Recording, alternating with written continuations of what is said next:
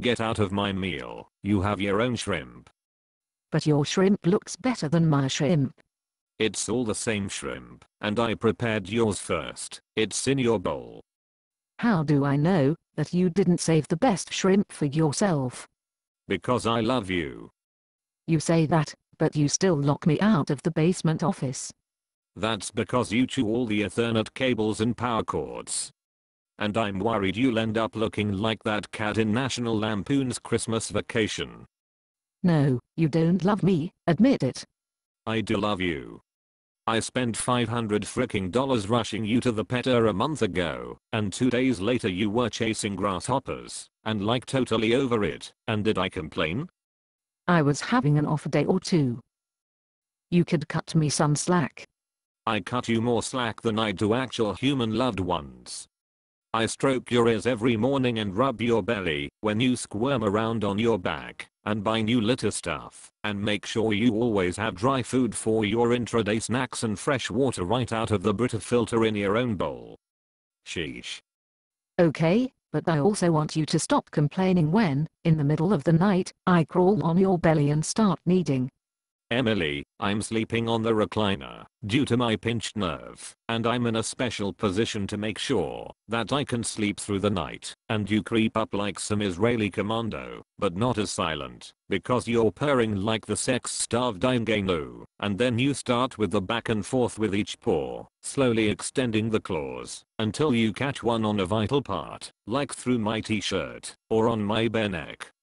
And yes, sometimes, I throw you off, and you get pissed, and sleep on the geometric carpet, right next to the fireplace threshold with its basket of dried goods and ostrich eggs, and proceed to mock me.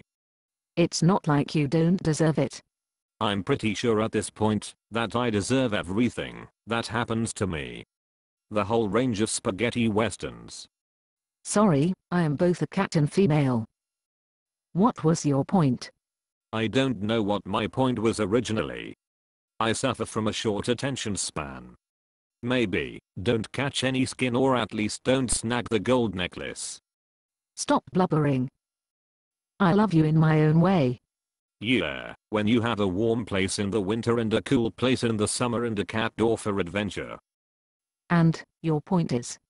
My point is, that when I went out at 5 AM, and grabbed you, and threw rocks at the fox, who was chasing you, you dropped down from my arms, and took a nap and it's like it never happened.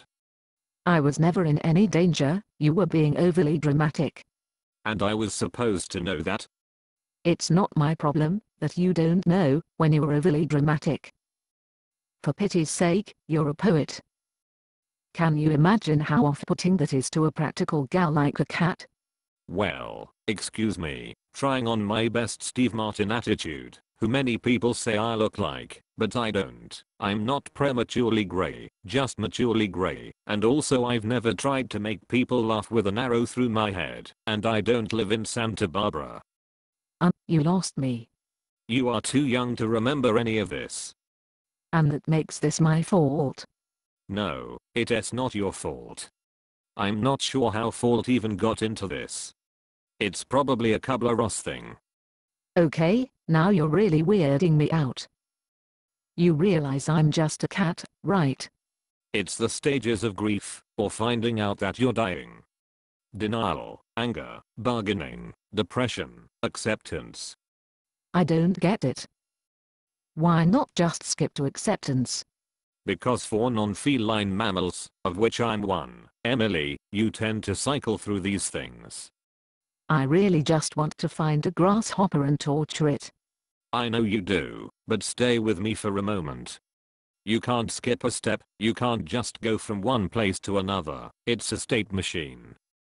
I don't have the slightest idea what you're talking about, and when I sit on your lap and you're clicking through all those XKCD comics, I have no idea what he's talking about, and my point is that normal people, and certainly cats, have no idea what you're talking about.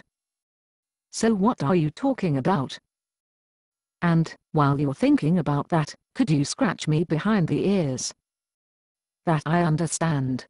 It's okay, Emily. I will accept that I love you for no provably cogent reason, and you will put up with me until you wander off, and some morning you're not there anymore. You could always block off the cat door, you know.